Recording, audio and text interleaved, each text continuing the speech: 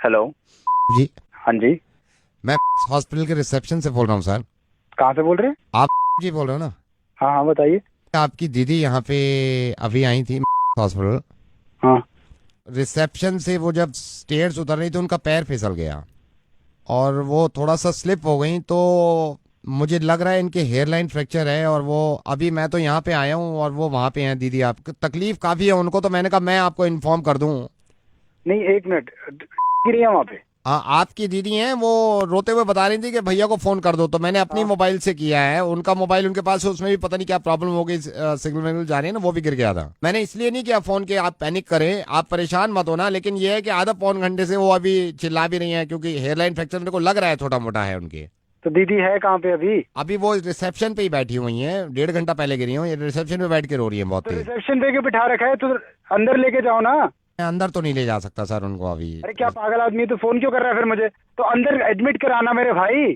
Sir registration के 1,000 रुपए लेते हैं ना ये लोग। भाई बड़ा आदमी है तू। और कोई लोग वोग नहीं है वहाँ पे? एडमिनिस्ट्रेशन नहीं है तुम्हारा हॉस्पिटल का वहाँ पे? अभी तूने फोन किया, मैं आके साले 2,500 रुपए दे दूंगा। अभी काम तो शुरू करो ना। नहीं सर, मैं नहीं ले जा सकता वहाँ पे, 1,000 रुपए रजिस्ट्रेशन लगते हैं ना सर, इसलिए मैं बोल रहा हूँ आपसे। पागल हो गया क्या बहन? तू 2,500 ले लियो। मैं अभी तूने फोन किया, मैं पहुंचने में टाइम लगेगा ना, तो उनका काम तो शुरू करवा, मैं आ रहा हूँ। 2,500 रुपए दे दोगे आप? 2,500 रुपए मारूंगा तुम्हारे मुंह पे साले। हजार कंफर्म की बात करने कर से रहा है? पहले ही मारोगे आप? अबे क्या कंफर्म? कि ये जो कॉल करी है मैंने, ये जेन्युइन भी है या नहीं, जो आप 2,500 रुपए फौरन देने के लिए बात कर रहे हैं? कहाँ से बात कर रहा है तू? आई एम सो सॉरी जी। आप सबसे पहले तो इस बात का इत्मीनान रखें कि आपकी दीदी गिरी नहीं है। और मैं कहाँ से बात कर रहा हूँ? मैं रेडियो मिर्ची से नवेद बोल रहा हूँ। अब ये क्यों बात कर रहा हूँ, प्लीज मेरी इस बात को समझिएगा। मेरी दीदी ठीक है कि नहीं है? आपकी दीदी बिल्कुल ठीक है। क्यों फोन किया है मुझे? जब मैंने फोन किया तो आपने कंफर्म नहीं किया कि ये 2,500 रुपये जो ले रहा है ये इंसान, ये जेन्युइन भी है या नहीं। लेकिन तकलीफ में थे आप और परेशानी में थे, तो 2,500 रुपये आप मेरे मुंह पे मार रहे थे। एक एनजीओ है, इन्होंने ये लिखा था परसों कि नेपाल में जो अर्थक्वेक आया है, वहां के जो लोग परेशान हैं उनके लिए डोनेट करना चाहते हैं, तो हमें कांटेक्ट करें। और आपने नीचे कमेंट में ये लिख दिया कि ये सब झूठ है, इस तरह के धंधे बंद करो, मुझे मालूम है सारे पैसे कहां जाते हैं। आपने कमेंट में ये तक भी लिख दिया, ये मेरा नंबर है, मुझसे पैसे निकलवा सकते हो तो निकलवा के देखो। मुझे मालूम है कि ये की जिम्मेदारी नहीं है कि वो नेपाल के लोगों की मदद करे, क्योंकि वो एक इंसान है, तो ये एक इंसान की जिम्मेदारी है कि वो नेपाल के लोगों की मदद करे, जो लोग अर्थक्वेक में परेशान हैं, जो लोग अर्थक्वेक में खत्म हो गए हैं, जिनके परिवार बिछड़े हुए हैं, उनकी मदद करे। ये जरा सोचिए तो सही, आप तो दिल्ली में ही थे जब ये अर्थक्वेक आया है। जिस वक्त ये झटके लग रहे थे ना हमें, उस वक्त रूह कांप गई थी लोगों की कि अगर खुदा ना खास्ता कुछ ज्यादा हो गया तो क्या होगा। ये हम सबको मालूम है कि हम नेचर से, कुदरत से लड़ नहीं सकते। ये किसी के हाथ में नहीं था अर्थक्वेक रोकना, लेकिन हम सबके हाथ में है उन लोगों की मदद करना, चाहे वो दुनिया में कहीं भी हों, जो इस हादसे का शिकार हैं, जिनको मदद की जरूरत है। ये मैंने पता किया है नेपाल फोन करके, वहां पे बहुत सारे छोटे बच्चे ऐसे हैं जिनके माँ बाप मलबे में दब गए हैं और मर गए हैं। आपको मालूम है वो बच्चे अपने माँ बाप तक को याद नहीं कर रहे, क्योंकि भूख लग रही है उनको, क्योंकि खाना खाना है उनको, क्योंकि चोट लगी हुई है उनको। मुझे मालूम है कि आपने कोई बुरा काम नहीं किया, ये इंसान की मर्जी होती है कि वो किसी की मदद करे या ना करे।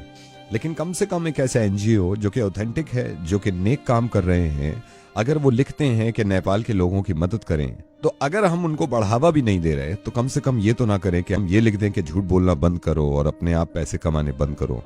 एक बात सोचिए जरा, जब अर्थक्वेक आता है या ऐसी कोई परेशानी होती है, तो मेरे हिसाब से सबसे करीबी जो है एक दूसरे की मदद करने के लिए वो पड़ोसी होता है। आपके फ्लैट के बराबर वाले भाग के आ जाते हैं कि आप ठीक ठाक हैं या नहीं। तो ये भी पड़ोसी है नेपाल, और जरूरी नहीं है कि पड़ोसी हो, दुनिया में कहीं भी इंसान अगर परेशान हो तो हमें मालूम है कि हमें मदद करनी चाहिए, और आप करते हैं।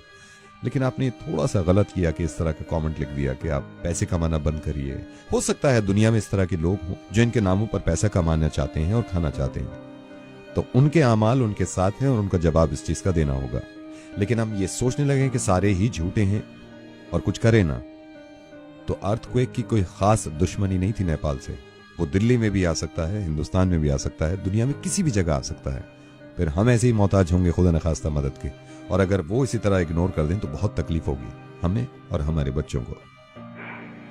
जरा इस बात को सोचिए कि एक हेयरलाइन फ्रैक्चर से कितनी तकलीफ होती होगी किसी को, जिसकी वजह से आप इतने परेशान हो गए। अर्थक्वेक में किसी का दब जाना और मर जाना, इससे ज्यादा तकलीफ की बात हो नहीं सकती उनके लिए जिनके घर वाले बच गए हैं और वो देख रहे हैं कि लोग कैसे मर रहे हैं।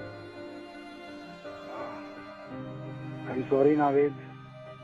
अब मैं आपसे मदद चाहता हूं, आप डोनेशन की शुरुआत ऐसे करें कि इस चीज को इतना फॉरवर्ड करिए कि किसी के जहन में अगर नहीं भी है उनकी मदद करना, डोनेट करना, तो वो मजबूर हो जाए और उसको एहसास हो कि लोग परेशान हैं।